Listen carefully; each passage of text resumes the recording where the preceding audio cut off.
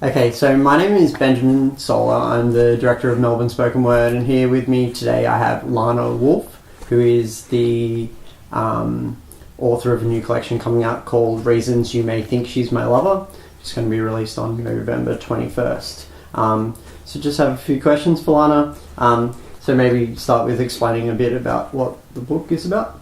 Okay, so the book is a collection of 18 poems. The collection's called Reasons You May Think She's My Lover. And the collection is about, in short, lesbian love. There's a bit of a story behind it in that I was at a work conference and I had an old work colleague. We used to work together in Brisbane, my friend Mel on one side of me, and I had a colleague on the other side of me, a colleague from Melbourne that I'd been working with for about a year. And Mel is also my Facebook friend. That's the main reason why how we catch up these days. And she said to me, "Oh, I saw on Facebook you have a date tonight." And I was kind of like, "Yes, I do." And my colleague from Melbourne went, "Oh, that's awesome. Who is he?" And Mel nearly choked in her laughter. And it was a Friday evening, so I went home, and that weekend I was thinking about it, going, how was she to know? I don't have this tattoo on my forehead that says lesbian. I don't have rainbow-coloured flags everywhere. I don't necessarily look like a lesbian. And I kept focusing on, what aren't I projecting, or how my responsibility about letting her know.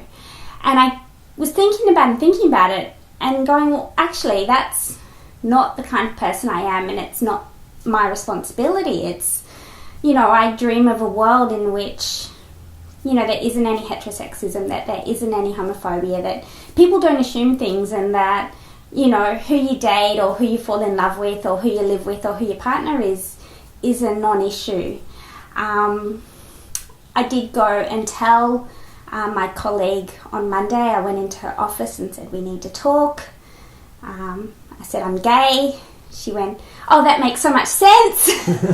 I'm sorry, I assumed, but the thing is that people do assume. So I wrote this collection of poetry, knowing that I don't have, a tattoo on my forehead that says lesbian, and that same-sex sexual activity or sexual activity between people that are gender non-conforming is something very theoretical for people that don't experience that, and that keeps a cover over what same-sex sexual activity or love or companionship or any of those things really are. And what they really are is the same for everybody. It's about love, it's about intimacy, it's about sexiness, it's about romance, it's about desire, and regardless of who that's with, I reckon probably it's pretty similar for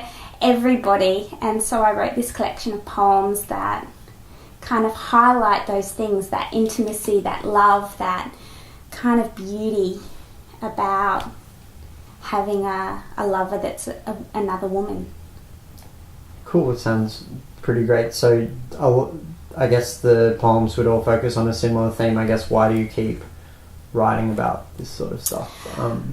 Yeah, well, this collection of 18 poems are quite similar in that they are all about that kind of behind-the-scenes love and intimacy and sex. Broadly, why do I keep talking about lesbian themes? Why are my poems and all of my spoken word stuff mostly lesbian? And that is, I think, because I live in a world in which that's something that comes up again and again. Like Dear Butchers is a poem that focuses on the connection between homophobia and internalised homophobia, and that's from my experience. Pieces that I've written, like I'm not a real lesbian because I have a handbag, is based on, being told, you're not a real lesbian, you're a femme.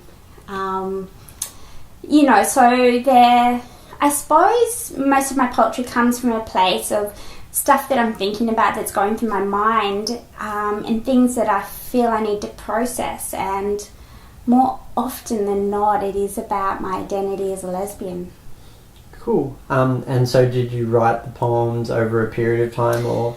This collection actually got written in one night. It's been kind of hidden away for a while because it's quite different.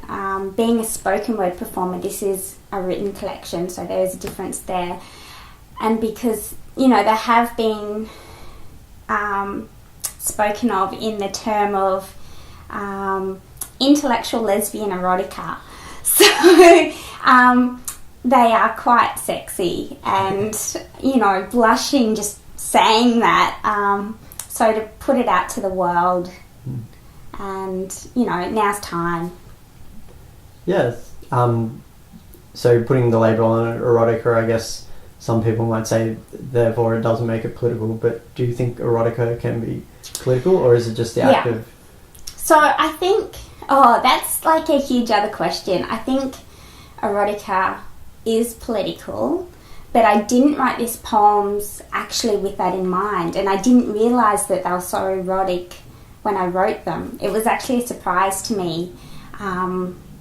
The feelings that I had writing them were more about trying to get across the love and the intimacy and the things that make me a lesbian. And what makes me a lesbian is my unreserved and unashamed love of women, not, you know, how many pairs of jocks I have, or if I wear Bond shirts, or, you know, have the buzz cut. It's something that's so much more personal and private that people don't see. And so, yes, you know, the collection of poetry is only political in the sense that it's talking about something that's controversial, which is the acceptance of gay love. It's not political like many of my other poems are. You know, for example, the Palestinian Annihilation Campaign, clearly a political poem.